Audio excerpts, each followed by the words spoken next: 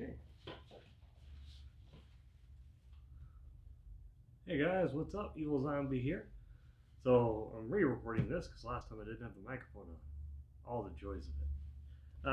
But today I want to review a book for you. I want to tell you my thoughts on Van Richten's Guide to Ravenloft. All the goods, all the bads, what it's basically about, and all that. So first off, build quality. It's actually pretty good. It's a pretty well designed book. It's the same build quality that you have in the Player's Handbook, the Monster Manual, and the Dungeon Master's Guide. The cover feels about the same, texturing, all of that. The pages are actually pretty good material, like the thick magazine kind of paper, but a little better, you know. And what this basically is a guide to all the domains of dread. So, like Curse of Straw that I have over here, Curse of Straw Revamped, the domain, that is a domain of dread. The whole land of Barovia. That's listed as one of the domains of dread, surrounded by the fog, and it's like its own personal hell kind of thing, its own little mini universe that's cut off from everything else, and it's all terrifying and horrible. So that's what a domain of dread is. The book tells you how to run a campaign in one of these, how to improve it, how to shape it to your likes. It gives you several different types of them. Like one of them is even a carnival setting, which I thought was awesome. I might use that sometime in the future. But this book does a lot of different things. It has its own little list of monsters, a whole bunch of new horror-themed monsters for you to add to your adventures. It has new character races, it has new classes, new backgrounds, all that stuff. And that is one of the best things about it. It's cool. It has just several little additions that you can add into your games. So the first section that you get to go over is basically character creation. The index is pretty good. It fits all into one page and they have it itemized pretty well. It has 5 sections. It has the character creation section, the creating domains of dread. So if you're trying to make your own domain and how you would go about setting that up. There's several different types of horror that it tells you about. The ones it has on here are body horror, cosmic horror, dark fantasy, folk horror, ghost story, gothic horror, like this, and just various horror genres. But it goes into actually pretty good detail. And then the next section tells you about the already existing domains of dread. So it's not just, like, that's the domains of Ravenloft, it says. So it tells you about Barovia and Borka and all the different areas that are their own domains of dread. It's actually quite a list. It takes up 2 columns.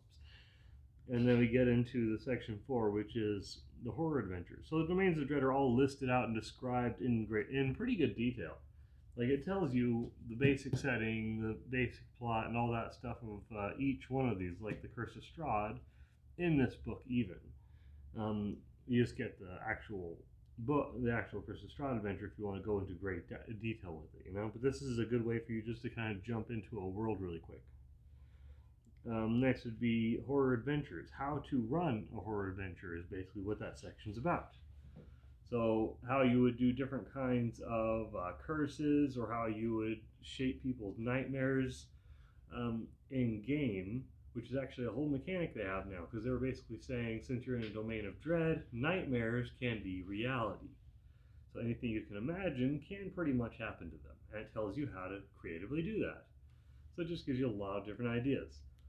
So the section 5 after that is Monsters of Ravenloft. So it tells you just a whole new list of different types of monsters. One of the ones I like is Swarm of Zombie Limbs, and I'm excited to throw that at my players. Because zombies are fun. But there are a lot of different things. Like one of the ones that I thought was pretty cool is Nosferatu, so they don't just have generic vampire now. Now there's an additional type of vampire at least. Instead of just the main vampire lord and then vampire spawn. Now there's also Nosferatu, which was more reminiscent of the original 1922 movie? But yeah, now they at least have something that is a little more horror themed, I guess. Classic horror themed. Because Dracula is not classic enough. We have to go back 10 years. But there are a lot of different creatures. I found myself just reading through that because the descriptions were interesting and there were just so many different kinds of them. like the boneless was a fantastic idea for a creature, and I'm excited to see what can come of that in your adventures, you know? Um, Overall, there's a lot of different things that they give you in the book, and the artwork is actually really good. They have little jokes throughout. There's lots of random tables for if you're doing a type of horror, like, let's see, cosmic horror. Let's go to dark fantasy. If you're going to dark fantasy, then dark fantasy monsters. It gives you, what was it, a challenge rating for different ones. It gives you lists. It has a D10 list for what kind of villain they're going to be, what their goals are. So it just, what kind of torments are in that setting, what the setting of the land is. So you don't have to think about it if you're too lazy.